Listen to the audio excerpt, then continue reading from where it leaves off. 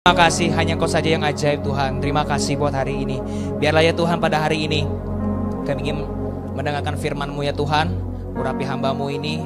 Biarlah setiap jemaat-Mu bukan melihat seorang manusia hamba Tuhan atau anak muda, tapi biarlah jemaat-Mu melihat Tuhan yang hadir di sini. Dan biarlah Kau yang mengubah mereka. Sembunyikan hamba-Mu di balik salib-Mu ya Tuhan Yesus, supaya hanya nama-Mu saja yang dimuliakan Tuhan Yesus. Dalam nama Yesus kami sudah berdoa dan mengucap syukur. Semua yang percaya katakan amin. Silakan Bapak Ibu Saudara bisa duduk. Ya, kasih tepuk tangan sekali lagi buat Tuhan kita. Haleluya, haleluya. Haleluya. Hari ini Shalom Bapak Ibu Saudara. Hari ini benar-benar the last karena saya diberitahukan oleh Pak Kem hari the last. Jadi nanti paling kita tidak perlu ya untuk rame-rame, tapi kalau ada yang mau foto-foto silakan gitu. Saya udah siap-siap begini, keren-keren begini, saya nanti mau foto gitu. Terutama sama pacar saya. Mana pacar saya? Oh, dia lagi ngurus sekolah minggu. Biarkanlah. Oke. Hari ini saya ingin berbicara salah satu tema, yaitu mengadopsi. Bisa PPT-nya? PPT-nya ya. Ya. Judulnya adalah mengadopsi visi Tuhan dalam kehidupan kita. Kita belajar dari salah satu karakter di Alkitab namanya Nehemia. Ya, kita buka dulu saja, langsung saja di Nehemia pasal yang pertama sampai yang kelima. Kita baca dulu semua bersama-sama, baru nanti kita akan bahas per ayat. Oke? Oke. Nehemia pasal yang pertama. Ya. Tinggal ini aja. Oke, di Nehemia, oke deh. Kita akan baca bersama-sama. Kalau mungkin tidak kelihatan, bisa mungkin buka Alkitabnya atau suci tab sucinya atau gimana. Asal jangan buka WhatsApp dan lain-lain dulu ya. Kita fokus dulu sama Tuhan Yesus. Oke, kita akan baca bersama-sama dari 1 sampai yang kelima. Oke, 1, 2, 3. Riwayat Nehemia bin Hakalia pada bulan Kislew tahun ke-20. Ketika aku ada di Puri Susan, datanglah Hanani, salah seorang dari saudara-saudaraku dengan beberapa orang Yehuda. Aku menanyakan mereka tentang orang-orang Yahudi yang terluput, yang terhindar dari penawanan dan tentang Yerusalem. Kata mereka kepadaku, orang-orang yang masih tinggal di daerah sana, yang terhindar dari penawanan, ada dalam kesukaran besar dan dalam keadaan tercela. Tembok Yerusalem telah terbongkar dan pintu-pintu gerbangnya telah terbakar. Ketika ku dengar berita ini, duduklah aku menangis dan berkabung selama beberapa hari. Aku berpuasa dan berdoa ke hadirat Allah semesta langit. Kataku, ya Tuhan Allah semesta langit, Allah yang maha besar dan dahsyat, yang berpegang pada perjanjian dan kasih setianya terhadap orang yang kasih kepadanya dan tetap mengikuti perintah-perintahnya. Saya sedikit kasih background dulu ya. Saudara, mungkin ada yang lupa tentang Nehemia ini siapa, atau mungkin belum tahu siapa Nehemia ini. Nehemia ini adalah zaman di mana bangsa Israel telah dibuang ke Babel. Jadi dibuang ke Babel itu selama 70 tahun. Jadi mereka harus pergi ke Babel. Babel itu adalah kalau sekarang itu tempatnya Irak. Ya. Dan di sini dibilang di Puri Susan itu daerahnya itu adalah daerah Iran. Nah, jadi ketika ada Babel, langsung dia dipindahkan ke bangsa Persia. Nah, Persia sekarang itu disebut dengan Iran itu. Nah ini supaya kita semua tahu bahwa Alkitab itu bukan hanya sekedar kitab suci, tapi ini adalah Alkitab sejarah juga, di mana kita bisa belajar bahwa itu semua real, ada sejarahnya. Nah, tapi kalau kita baca lagi, kalau misalnya saya kasih lompat ya, kalau saya bacakan saja, bisa ditampilkan saja di situ ada ayat tambahannya. Di pasalnya yang kedua itu dikatakan begini, pada bulan Nisan tahun ke-20 pemerintah Raja Artasasta, ketika menjadi tugasku untuk menyediakan anggur, aku mengangkat anggur dan menyampaikannya kepada raja karena aku kelihatan sedih yang memang belum pernah terjadi di hadapan raja. Nah, ini saya kasih sedikit background, siapa itu Nehemia. Nehemia itu bukan pendeta, saudara. Nehemia itu bukan kerjanya itu sebagai nabi. Bukan. Dia ini kalau zaman sekarang ya, zaman sekarang itu dia itu seorang pengusaha F&B. Dan saat itu dia sedang melayani satu raja yang namanya Raja Artasasta. Dia melayani satu raja, dan di saat itu ketika sudah diambil salah satu vendor misalnya, maka dia itu khusus untuk melayani raja, karena dari semua para pembisnis saat itu dialah yang paling oke untuk cara mengusahakannya. Padahal ini dia orang buangan. Tapi raja lebih percaya kepada orang buangan daripada tempatnya sendiri. Kenapa? Karena yang lain kurang. Dia ini pengusaha F&B. Tapi menariknya adalah kalau saudara baca kita sudah baca tadi dari 1 sampai 5, ketika dia mendengar bahwa tembok Yerusalem, tempat kampung dia sendiri, negara dia sendiri saat itu hancur, maka ini dia. Ketika ku dengar berita ini, duduklah aku menangis dan berkabung. Artinya gini loh, ini saya kasih sedikit background, Nehemia ini orang kaya. Nehemia ini orang kaya, kurang kaya apa? Kalau saudara punya link dengan pemerintah, atau mungkin saudara punya usaha, itu dipakai oleh pemerintah, kurang lebih pasti gak mungkin uangnya kecil lah. Profitnya pasti lebih gede daripada yang lain lah, masih oke. Pasti. Nehemia ini kurang apa? Dia nggak ada kurang apa-apa. Dia itu dipenuhi semua dengan berkat dan lain sebagainya. Jadi sekalipun dia dibuang, tapi ada beberapa orang yang memang unggul, maka dipakai oleh pemerintah saat itu. Oleh Raja Artasasta ini. Raja Artasasta ini adalah raja saat itu adalah raja yang sangat-sangat berkuasa saat itu. Dia itu sangat-sangat berkuasa banget. Apalagi kalau saudara juga tahu Raja Ahasiweros itu lebih berkuasa lagi. Dia bisa 6 bulan, berapa bulan untuk dia bikin pesta? Berapa bulan? Kalau kita mungkin di sini baru sehari. Kalau dia anaknya wedding itu bisa 6 bulan. Saking kayanya dia. Nah, tapi bagaimana? Maksudnya apa? Kaitannya dengan mengadopsi visi Tuhan dalam kehidupan. Ketika saya renungkan orang ini luar biasa loh. Kenapa? Karena orang ini itu punya pemikiran, ketika dia di dalam zona nyaman, dia menjadi orang kaya, dia punya usaha yang usaha dia tidak akan bangkrut, tapi dia lebih memilih pindah untuk pergi ke tanah yang disebut Tuhan itu, yaitu Yerusalem, tembok Yerusalem. Datanglah Hanani, salah seorang dari saudara-saudaranya itu. Aku menanyakan mereka tentang orang-orang Yahudi yang terluput. Jadi ada beberapa orang yang tidak dibawa langsung dari dari Babel itu, saat itu masih ada di Yerusalem dan itu lagi berantakan. Zaman itu, perjanjian lama, kalau kita mau dekat dengan Tuhan, maka kita harus fokuskan kepada bait Allah, saudara. Kalau bait Allahnya bagus, hidup mereka bagus. Kalau bait Allahnya jelek, bait Allahnya tidak diurus, negara itu pasti runtuh, Israel itu. Makanya kalau mungkin saudara baca itu, kenapa Tuhan tuh ngomongin tentang bait Allah. Kamu harus membangun rumahku, kamu harus memperlihatkan kasih kepada rumahku. Sampai Daud tuh mengatakan cinta akan rumahmu menghanguskan aku. Artinya apa? Aku mencintai rumahmu ya Tuhan. Lebih baik 1 hari di rumah Tuhan daripada 1000 hari di tempat lain. Zaman itu orang kalau nggak bangun rumah Tuhan, dia tidak akan dikasih berkat. Tapi masihkah kita berlaku saat ini? Pertanyaannya, masih berlaku nggak saat ini? Masih, tapi bukan tentang gereja atau bangunannya. Tapi tentang visi Tuhan di dalam gereja ini. Kalau kita sebagai orang Kristen tidak membangun visi Tuhan dalam kehidupan kita, hanya membangun fokus visi kita saja, usaha kita, kuliah kita hanya fokus nanti nikah, nanti ada budget. Mungkin kalau yang masih muda mungkin hanya kerja, tapi tidak mencari visi Tuhan, saudara tetap dapat berkat. Tapi berkatnya adalah berkat hoki saja, sekali-sekali Tuhan akan bantu.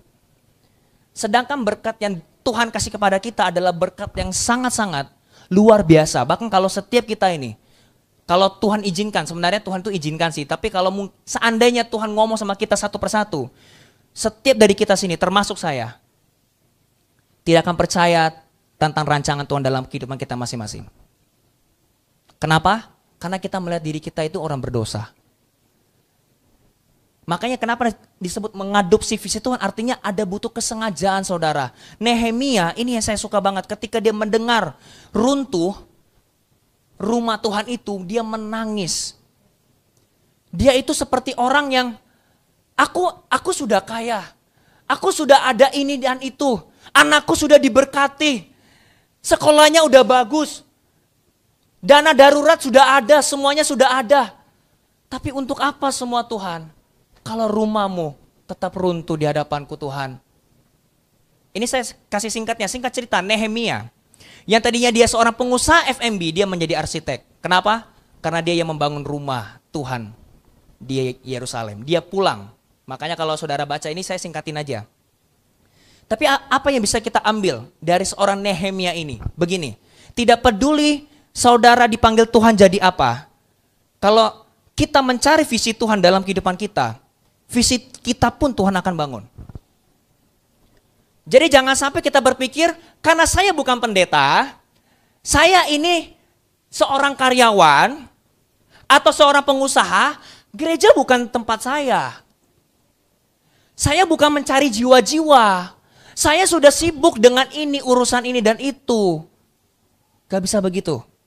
Hidup ini harus untuk Tuhan semuanya. Bukan berarti uang kita semuanya kasih ke gereja, bukan begitu. Tapi di mana kita mengadopsi visi Tuhan, di mana kita punya beban. Setiap kita pasti punya beban, saudara. Pernah nggak saudara punya hati nih, sudah punya segalanya, atau mungkin sedang meraih sesuatu, tapi hati ini belum puas. Tahu nggak? Itu yang Tuhan taruh itu karena yang kita cari bukanlah kita harus beli properti lagi, kita harus beli mobil lagi, kita harus kuliah lagi. Tapi yang harus kita cari adalah hati Tuhan itu sendiri.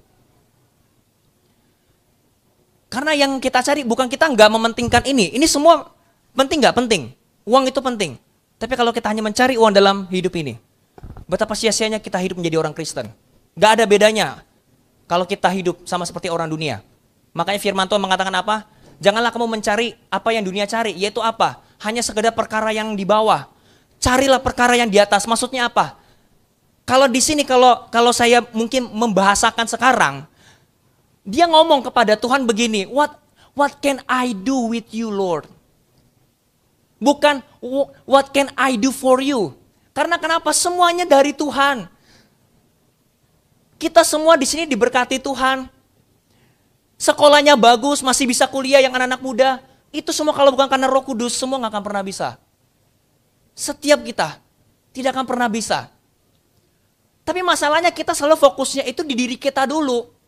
Atau kita melayani Tuhan kalau berkaitan dengan saya. Kalau berkaitan dengan profit. Kalau berkaitan kalau ada untung sama saya. Sama Tuhan gak bisa gitu. Saya pernah ngomong sama anak muda. Saya tanya, kamu mau begini gak? Saya tawarin dia. Saya mau, tapi kan saya kurang ini, saya kurang. Yang saya tanya, kamu mau gak? Saya gak peduli tentang kamu gak ada ini, gak ada itu. Kalau kamu mau kerja, kamu mau nggak? Kalau kamu, percuma saya bilang, saya sediain kamu A, B, C, D, F, G. Kalau kamu nggak mau, buat apa kita menceritakan itu semua? Sama Tuhan Yesus begitu, kamu mau nggak aku pakai? Kamu mau nggak gereja ini dipakai? Kamu mau nggak usahamu dipakai, aku pakai? Ini bukan bicara tentang nanti dikasih ke gereja, bukan. Kamu mau nggak anakmu itu yang sudah kamu lahirkan, aku pakai untuk kemuliaan namaku. Jadi jangan pernah kita berpikir bahwa Tuhan hanya memakai pendeta. Enggak sama sekali. Enggak sama sekali. Betapa kecilnya pemikiran kita kalau Tuhan hanya memakai pendeta untuk visinya Tuhan. Tidak sama sekali.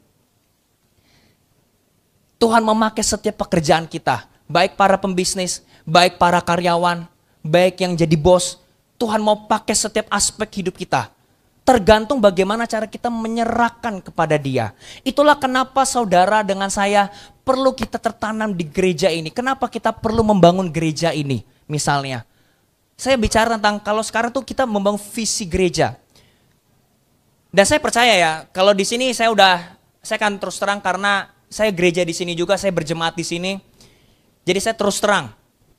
Saya nggak peduli dengan orang mungkin di luar sana akan bilang, wah ini mah pendeta mau cari duit aja, ini pendeta mau cari ini aja. Karena kalau orang kayak gitu, ya sudah kita nggak usah bicarakan sama dia.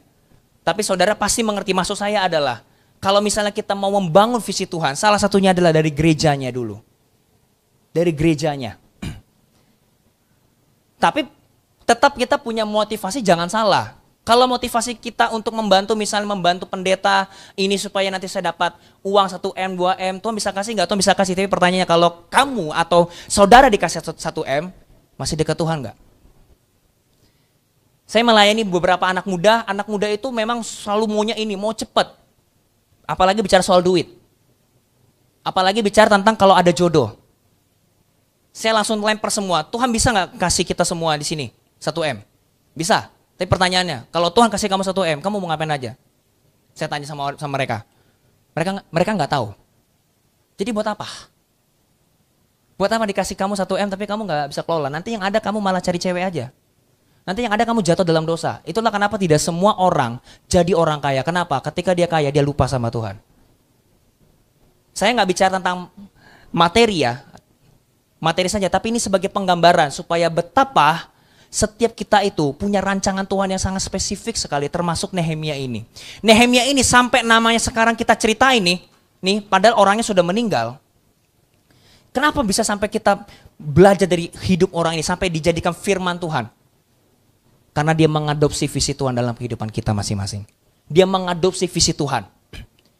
Dia tahu bahwa ketika saya menjadi ketemu dengan Raja Artasasta ini, saya dapat link yang bagus. Usaha saya dulu pun mungkin kecil karena saya buangan. Tapi saya setia dalam usaha saya, bisnis saya yang kecil ini. Sampai diterima jadi oleh Raja ini, Raja Artasasta ini.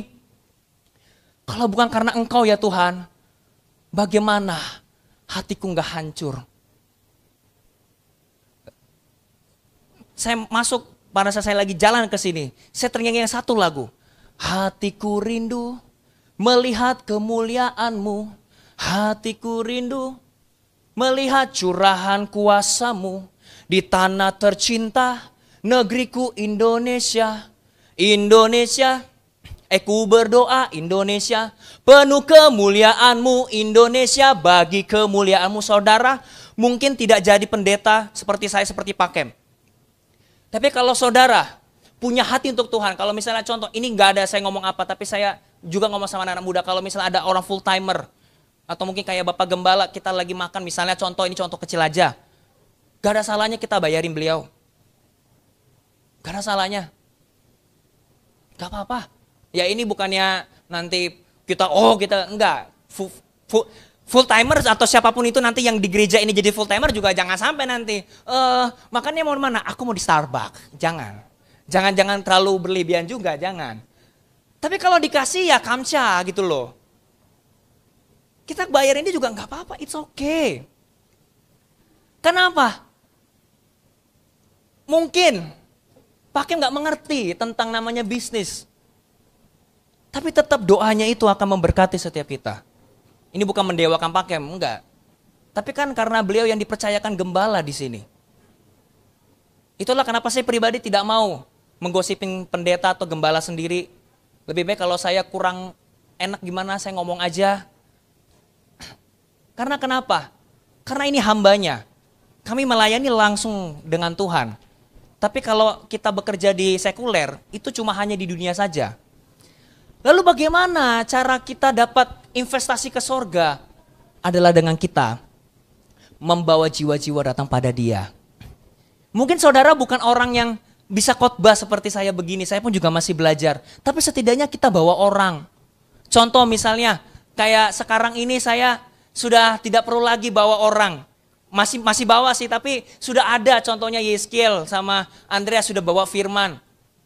Ya kan? Kasih tepuk tangan dong buat mereka dong. Ya kan? Sama Vira. Mereka nggak khotbah seperti saya, tapi mereka seperti orang, aku bawa dia kepada Tuhan.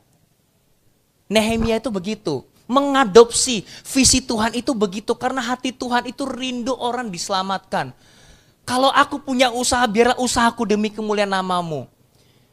Kenapa kalau kita bicara tentang usaha atau bisnis langsung bicara tentang profit? Kenapa kalau kita layani Tuhan selalu bicaranya tentang profit? Gak perlu. Apalagi gereja-gereja bukanlah tempat untuk mencari profit. Bukan untuk mencari keuntungan sendiri. Tapi kalau misalnya diberikan misalnya, kita upgrade ini semua, toh juga untuk jemaat. Itulah yang saya selalu ajarkan. Sekarang kayak contoh juga saya sebutin aja karena ini bagus. Contoh kayak Bobby pagi-pagi, tahu nggak? Sebelum saudara menikmati ini semua, ada 1, 2 orang, 3 orang yang bangun lebih pagi supaya saudara nyaman di sini. Dan itu mereka tidak digaji. Mereka tidak digaji, tetapi mereka akan digaji oleh Tuhan lewat apa? Lewat kehidupan mereka masing-masing. Lewat di tempat mereka yang memang harusnya mendapatkan profit, mereka akan diberikan keran yang sangat tiada taranya. Saya kasih pengalaman saya di keluarga saya juga. Keluarga saya ini sekali lagi tidak pukul rata, tapi keluarga saya dulu juga keluarga bukan orang yang kaya lah, tapi dulu cukup kaya. Merantau ke sini, opung saya sudah meninggal. Dia selalu ajarkan, kita harus cari Tuhan.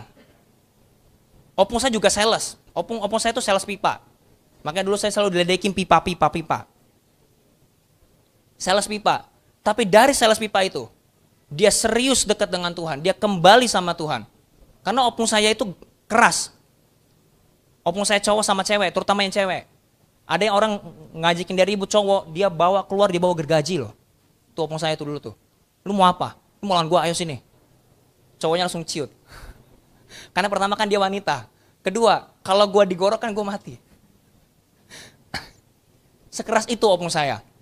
Tapi dia pada saat kembali kepada Tuhan. Tuhan berkati dia. Sampai ada opung saya yang satu lagi. Jadi opung itu banyak. Jadi opung saya punya opung banyak. Di kampung lebih banyak lagi. Itulah orang Batak. By the way saya orang Batak. Bukan orang Chinese. Tapi Tuhan cinta segala bangsa ya. Nah, tau gak apa? Sampai ada saudara sampai ngomong, lu daripada kasih ke gereja mulu, lu kasih ke gua juga lagi susah. Tapi dia bilang apa? Enggak, saya harus kasih ke Tuhan dulu. 10% buat Tuhan. Dari situ meningkatlah sampai bos opung saya, yang dia jadi sales, datang ke rumah. Kenapa? Perusahaannya tidak bisa naik karena opung saya. Itulah dinaikkan Tuhan, dinaikkan Tuhan. Tapi inilah kalau kita nggak bisa kelola. Singkat cerita, opung saya ditipu orang. Dia tuh ditipu, akhirnya apa? Dia jatuh. Makanya sekarang saya hidupnya begini. Makanya dulu saya tuh selalu mikir, kalau seandainya opung saya nggak jatuh ya. Ini sekali lagi dalam hati saya bukan sombong atau gimana. Kayak pakem begini, kita butuh ini. 1 ruko saya bisa kasih. Saat itu. 1 ruko, gak usah pakai, ambil aja 1. Buat kita gereja begini. Mobil kurang, ayo sini. Itu opung saya. Karena dari dulu dia suka bantu orang. Dia bantu orang. Dia bukan pendeta saudara, tapi dia punya hati untuk jiwa-jiwa. Dia bukan seorang yang ahli dalam ngomong kayak begini. Tapi dia bawa orang ke gereja. Dia bawain dulu kan masih ada bajai. Sekarang ada sih tapi bajai warna merah kan. Bajai bajuri, ya kan. Dia bayarin orang sampai akhirnya apa, orang itu nggak perlu lagi dia dia minta tante nggak usah lagi bayarin, saya nanti bayar sendiri aja, saya bayarin sendiri. Orang itu bawa orang lagi. Makanya saya bisa jadi pendeta begini itu karena doanya beliau. Kalau enggak saya nggak mungkin sekarang. Bahkan ketika dia meninggal pun saya ingat di dalam bukunya dia ngomong begini. Harta terindah adalah firman Tuhan. Itulah mungkin kalau saudara pernah ingat ketika saya pernah WL di sini, saya pernah ngomong gitu. Itu saya mengingat opung saya. Bukan saya mau ngomong atau kangen nama opung saya, opung di sana susah ya. Oh tidak, Yesus tidak begitu. Dia sudah lebih enak dia daripada di bumi ini. Tapi itulah saudara, kalau kita ikut Tuhan, kalau kita mengadopsi visi Tuhan itu, yaitu adopsi visi Tuhan itu gimana sih? Kita melakukan kehendaknya. Visi gereja ini apa? Pakai kan bisa jadi ini, relationship, passion sama happiness. Visinya itu, kita punya hubungan pribadi dengan pribadi. Itulah kenapa saya nggak suka ada di sini 1 orang yang sendirian.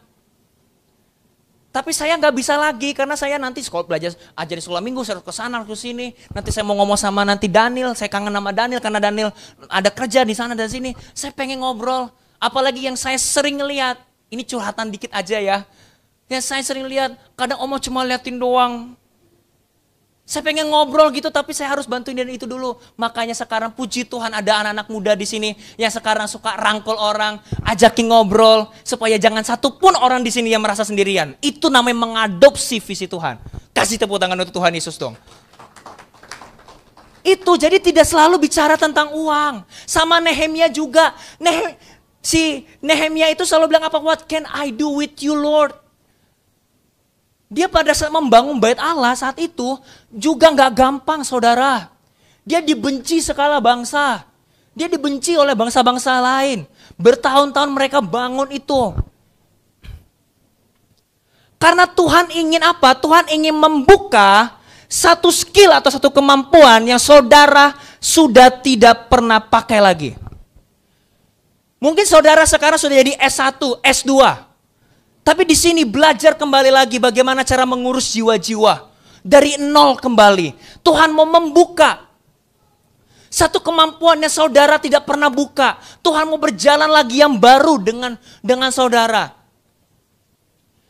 Mungkin di sini ada yang mau jadi dokter, ada yang mau jadi pengusaha, atau ada yang mau jadi nanti entah jadi seni atau apa. Ketika masuk ke gereja, belajar menjadi my group leader.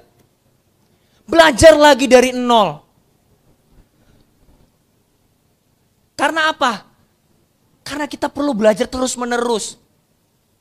Yang jadi misalnya jadi sales ke sana ke sini, perlu belajar menjadi my group leader. Menjadi my group leader gak harus jadi pendeta. Yang asal punya hati untuk jiwa-jiwa, punya hati untuk Tuhan. Bobby saya paksa jadi pendeta gak pernah mau dia.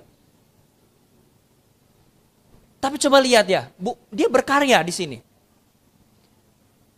Jadi bukan berarti orang yang di mimbar itu selalu berkatnya paling tinggi, tidak sama sekali. Percuma kalau saya khotbah begini, tapi kalau saya nggak lakukan firman Tuhan dalam kehidupan saya, ini bisa panggung sandiwara. Saya bisa bicara kayak gini, di luar saya bisa nggak benar.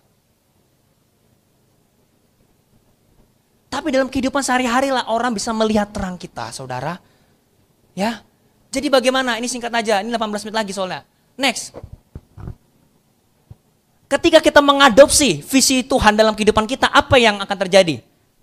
Tuhan memberikan skill dan urapan yang baru. Seperti tadi yang saya bilang, yang pertama tadi. Kalau saudara punya hati untuk gereja ini, memang tidak berkhotbah, memang tidak menjadi WL. Seperti Kak Melisa suaranya bagus banget. Ya makasih. Ya. Bagus banget emang. Mungkin tidak sebagus mengajarnya seperti Pak Kem. Tapi kami ini tidak bisa membawa jiwa banyak-banyak seperti saudara. Yang misalnya punya mobil bisa dipakai buat nganter jemput jiwa. Kita perlu unity. Tuhan ingin membangkitkan. Kalau saudara bisa punya skill yang baru, usaha sudah kesettle, pernikahan sudah bagus, pernikahan sudah oke. Tapi kalau saudara mengadopsi visi Tuhan itu, lihat baik-baik, keluarga saudara tidak mungkin jatuh. Gak mungkin Tuhan biarin jatuh. Sekarang mungkin, saya kasih tahu yang anak muda juga, mungkin papamu belum percaya Tuhan, mungkin mamamu belum percaya Tuhan. Tapi lihat baik-baik, suatu saat nanti, dia akan sendirian datang. Kenapa? Anakku kenapa cinta sekali sama Yesus? Siapa Yesus ini? Orang yang udah mati 2000 tahun yang lalu, kok dia masih cinta ya? Siapa? Mama papa bisa percaya kepada Yesus. Cari visi Tuhan. Tuhan memberikan skill dan urapan yang baru. Jangan selalu mengatakan saya nggak bisa, saya nggak bisa. Setiap kita juga semuanya tidak bisa. Buktinya apa? Setiap kita, saya tanya kepada bapak-bapak yang sudah punya anak. Apakah pada saat masih kecil saudara sudah bisa mengurus anak? Tidak kan? Pasti dari nol. Saya pun juga sejago-jagonya saya mengajar tentang anak muda ini dan itu, ketika saya jadi papa, saya jadi nol lagi. Saya jadi nol. Karena saya nggak pernah jadi papa. Papa rohani pernah. Tapi papa kandung, karena saya belum punya anak. Nikah aja belum. Pergumulan. Ya kan? Gak bisa. Dan ketika kita mau menikah, Tuhan kasih skill yang baru. Karena apa? Karena keluarga ini akan kupakai untuk kemuliaan namaku. Jadi jangan pernah kita berpikir, khususnya anak muda ya, saya beritahu atau mungkin kita semua lah. Jangan pernah kita berpikir kalau saya sudah nikah, saya nggak bisa terlalu banyak pelayanan. Oh, kalau saya udah menikah, saya udah tidak bisa lagi terlalu banyak gereja, karena saya udah ini dan itu. Bohong. Justru kalau semakin ada orang bantu, semakin itu kita semakin dekat dengan Tuhan. Gimana caranya? Saya kasih contoh. Kalau saya nggak ada indah, bagaimana? Susah hidup. Bisa nggak? Bisa. Tapi kalau saya ada pacar sekarang dan dalam waktu yang tepat, saya punya pacar, dia bisa bantu saya. Ngajar anak sekolah minggu sekarang, bantu saya. Atau enggak saya di rumah, tiba-tiba ada orang mau chat, saya kan kadang suka lama balas ya kan, ada yang bilang sampai seminggu, 2 minggu gitu kan. Dia yang akhirnya tolong bantu, dia yang ingatkan saya.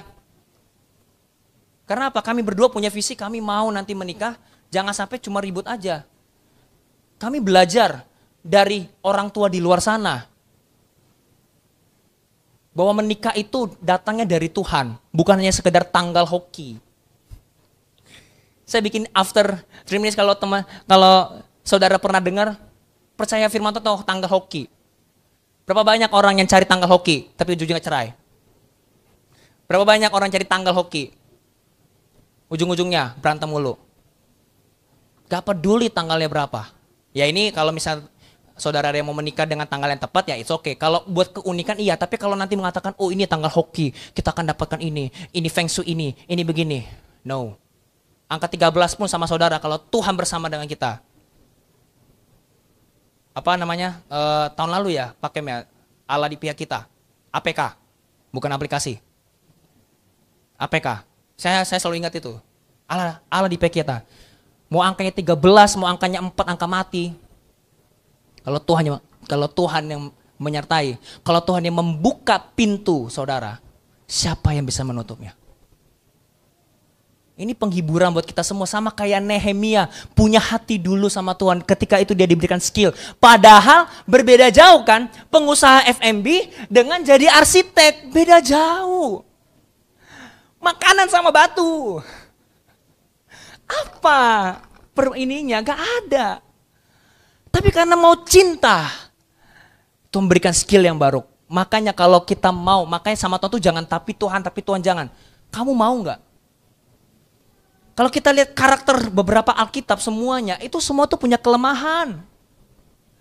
Musa yang diagungkan oleh 3 agama, Kristen, Islam, Yahudi. Salah satu nabi besar. Coba kalau kita lihat di Alkitab. Ngoceh mulu sama Tuhan, Tuhan aku gak bisa ini, Tuhan udah kasih solusi, Tuhan aku gak bisa ini, Tuhan kasih solusi. Apa yang ada di tanganmu, Musa? Tongkat, jatuhkan, jadi ular. Ujung-ujungnya dia ngomong apa? Cari orang lain saja lah Tuhan. Kalau saya jadi Tuhan, lu ngerjain gua tadi ya? Udah kasih solusi semua kok, malah kamu bilang cari orang lain. Tapi coba lihat, Tuhan tuh sabar kan? Sampai akhirnya Tuhan tuntun. Musa adalah salah satu nabi yang paling besar dan yang paling keren. Karena dia bisa bertemu muka dengan Tuhan. Seperti teman yang sedang berbicara dengan temannya. Kalau saudara punya kelemahan, it's okay. Saya juga punya kelemahan.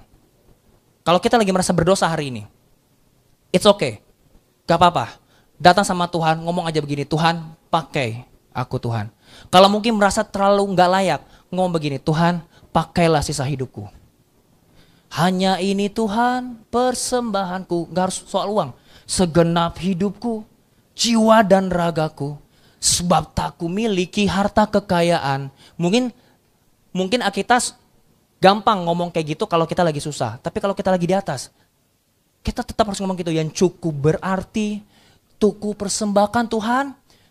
Aku punya usaha kecil-kecilan, tapi ku berikan kepadamu sebisa aku, gak apa-apa ya Tuhan. Karena aku cinta dengan rumahmu. Sekali lagi bukan tentang tempat ininya. Bukan. Tapi tentang kita mau nggak.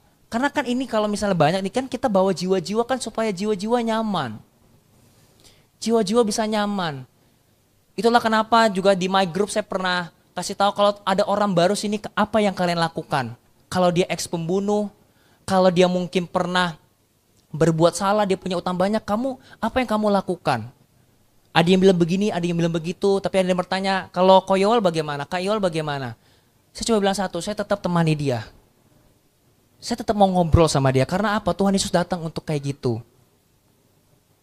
Karena saya mau mengadopsi visi Tuhan dalam kehidupan saya. Lalu yang kedua, 10 menit lagi. Ya, ada penyertaan khusus dari Tuhan.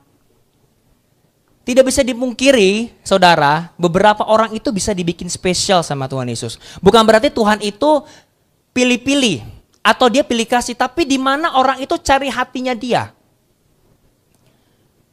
Jadi Tuhan tidak pernah memandang setiap background setiap kita. Tuhan tidak pernah memandang hidup kita itu dulu bagaimana, tapi Tuhan melihat masa yang depan. Dalam Yeremia dikatakan apa? Tahukah kamu bahwa aku melihat sesuatu hal yang baru, aku ingin memberitahukan hal yang baru kepadamu, bukan yang lama. Nehemia juga begitu saudara, sampai dia apa, ketika ku dengar berita ini, duduklah aku menangis dan berkabung selama beberapa hari aku berpuasa. Tahukah saudara, pasal 1, pasal 2, itu jauhnya, waktunya, tahu berapa hari, berapa bulan, berapa tahun? 4 bulan. Jadi selama 4 bulan, dia fokus berdoa untuk Yerusalem. Dari sini kita bisa belajar juga bahwa Tuhan akan pasti menjawab doa kita. Mungkin 4 bulan, 4 tahun, 40 tahun, yang jelas Tuhan pasti jawab. Tuhan pasti jawab. Karena selama 4 bulan dia mengatakan seperti ini. Bukan berarti selama 4 bulan dia ngomong gitu sebelum ya dia mati kalau dia nggak makan nggak minum. Tapi maksudnya ketika dia datang lagi sama Tuhan, dia mengatakan, Tuhan ampuni bangsa kami ya Tuhan. Dia bekerja lagi, bekerja. Dia datang lagi, dia mengatakan, Tuhan ampuni, biarlah, bangkitkanlah rumahmu ya Tuhan. Memang kami sudah berdosa kepadamu, tapi karena belas kasihanmu ya Tuhan, bangkitkan ya Tuhan. Kita bisa ceritakan, kalau saudara punya hati atau doa seperti itu, gak apa-apa, bangkitkanlah, anakku susah sekali percaya kepadamu, anakku bandel sekali Tuhan, aku serahkan dia ke dalam tanganmu, aku serahkan dia, aku serahkan temanku ini, aku serahkan papa mamaku, aku serahkan pekerjaanku ke dalam tanganmu. Bisnisku sudah mau hancur, Tuhan tolong bantu aku. Kalau kita punya hati seperti itu, penyertaan khusus dari Tuhan langsung ke satu orang itu. Langganan jadi berkatnya dia. Karena kalau kita lakukan untuk Tuhan, Tuhan gak mungkin biarin kita. Gak mungkin Tuhan itu akan biarin kita. Kalau kita mengadopsi visinya dalam kehidupan kita. Kalaupun kita jatuh, dalam Alkitab kenapa? Kalaupun kita jatuh tidak akan sampai tergeletak. Orang benar 7 kali jatuh. Coba kalau kita berpikir secara logika, kalau kita renungkan baik-baik. Orang benar jatuh, berarti dia salah dong. Iya dong. Kalau dia orang benar, harusnya kalau jatuh berarti dia bukan orang benar lagi, salah. Tapi kenapa tetap dibilang orang benar jatuh tidak akan sampai tergeletak? Artinya apa? Ketika dia jatuh, dia bangkit kembali. Ketika dia jauh dari Tuhan, dia mulai bangkit kembali. Gak peduli sekarang aku belum punya pacar. Gak peduli saya punya customer hilang dulu. Gak peduli saya ditinggalkan sama pacar saya kepada yang lain.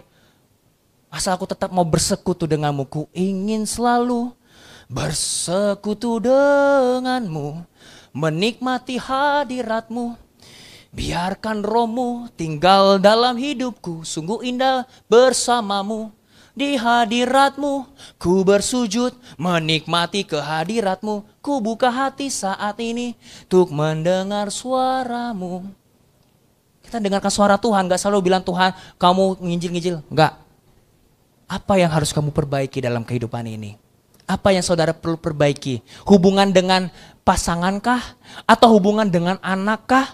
Atau hubungan dengan yang anak-anak muda, hubungan dengan papa mama kah? Atau dengan teman, sahabat, saudara? Itu hubungan dulu. Tuhan akan bikin dan ada penyertaan khusus. Itulah kenapa ada firman Tuhan juga mengatakan apa? Jangan mengusik orang-orang yang kuurapi. Itu gak cuma harus sama pendeta. Tapi orang yang mengadopsi visi Tuhan. Dia sedang kuurapi. Orang yang mau senggol saudara, dia sendiri akan jatuh. Kalau kita mau serius sama dia. Yang ketiga, 6 menit lagi. Yang ketiga, ini yang terakhir. Tuhan menjadikan kamu sebagai kasus pertama dalam mujizatnya. Kalau di dalam keluarga saudara, belum ada revival, Tuhan ingin menjadikan kasus pertama di dalam kehidupan saudara. Kalau di dalam kehidupan atau di keluarga besar, belum ada menjadi orang yang benar. Saudara hari ini dengarlah firman Tuhan. Bukan karena saya. Dengarlah firman Tuhan. Tuhan ingin menjadikan kasus pertama yang akan menjadikan revival yang luar biasa. Kasih tepuk tangan untuk Tuhan Yesus. Kasus pertama. Keluarga besar yang lain ada cerai, selingkuh ini. Tuhan akan menjadikan kasus pertama. Yang akan membuat keluarga ini menjadi keluarga yang harmonis. Kalau yang anak-anak muda kalau lagi mau bangun usaha, yang lain bilang gak bisa, Tuhan akan membangunkan kasus pertama. Kamu akan menjadi orang yang sukses di dunia sana. Bahkan orang harus sungkem sama kamu. Kalau kita mengadopsi visi Tuhan, akan menjadi kasus pertama. Gereja ini juga sama. Tuhan akan menjadikan kasus pertama di sini. Yang tadinya cuma hanya berapa orang di sini sekarang, akan menjadi ribuan banyak orang. Tuhan akan menjadikan kasus pertama. Saya adalah kasus pertama di keluarga saya yang menjadi pendeta. Saya menjadi kasus pertama. Kadang-kadang dalam hati, rasanya ada agak insecure karena beberapa semua anak-anak pendeta. Bahkan sampai ada beberapa orang yang mengira saya itu gak punya pengalaman. Sampai saya jabarkan kepada mereka, guys, saya mau bukan semua atau apa, gue memang bukan anak pendeta. Tapi kalau soal pengalaman, gue gak kalah. Gue layani orang yang homoseksual, lesbian, orang yang dulu pernah mau bantai keluarganya. Ricky tahu tuh, mana Ricky? Where's Ricky? Itu adalah sahabatnya dia. Dia mau pulang dari sekolah, mau bantai keluarganya, mau bunuh keluarganya. Diinjilin 3 jam, 2 hari kemudian terima Yesus. Tidak sedikit juga orang yang tadi udah mau cerai, gak jadi cerai. Padahal saya belum pernah menikah. Tapi yang saya layani begitu. Saya layani orang tua yang punya akar kepahitan karena istrinya dilariin orang. Dari situ teman-teman saya baru diam semua. Kenapa? Semua cuma teori. You cuma teori. Tahukah bahwa Tuhan kita bukanlah Tuhan yang teori? Tahukah bahwa Tuhan kita adalah Tuhan yang dimana kita bisa merasakan, bukan hanya merasakan, tapi kita bisa mendatangkan Tuhan. Tuhan gak hanya datang di gereja, Tuhan ingin datang di dalam usaha saudara. Tuhan ingin datang di kantor saudara. Yang jadi karyawan, it's okay, gak apa-apa. Kalau kamu mungkin dikhianatin, diomongin bos kamu bawel atau apa, it's okay, gak apa-apa, doakan dia, tetap doakan dia. Jangan doain dia mau mati. Tuhan cabut aja dia Tuhan. Aku yang lebih cocok. Gak bisa. Karena Nehemia juga begitu. Ada. Jadikan Tuhan ingin kasihkan kasus pertama dalam kehidupan setiap kita.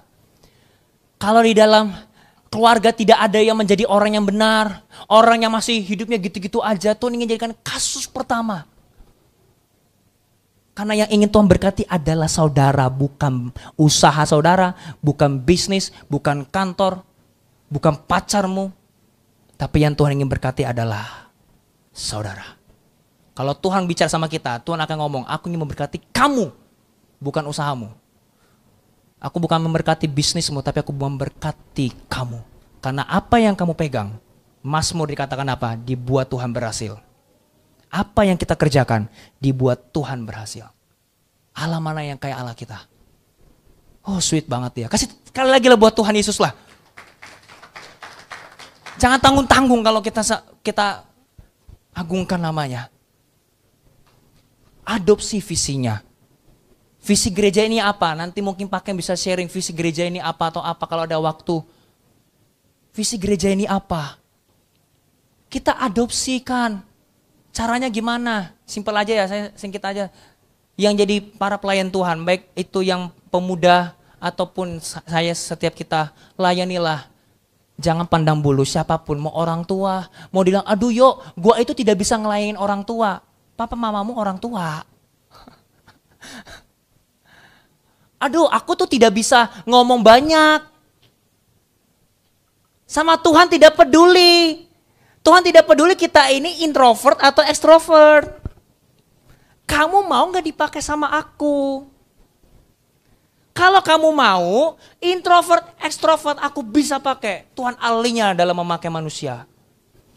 Karena Tuhan tahu kumat-kumatnya kita. Tuhan tahu kita lemahnya di mana. Tuhan tahu kita bangkitnya di mana. Tuhan tahu segalanya. Tuhan tahu. Jadi jangan dulu bilang tidak bisa, tidak bisa. Gak bisa makan dong. Kenapa kalau kerjaan kita bisa? Kalau buat Tuhan kok gak bisa? Tunggu udah jatuh, udah bangkrut semua tidak ada, carinya siapa? Ayo, gereja.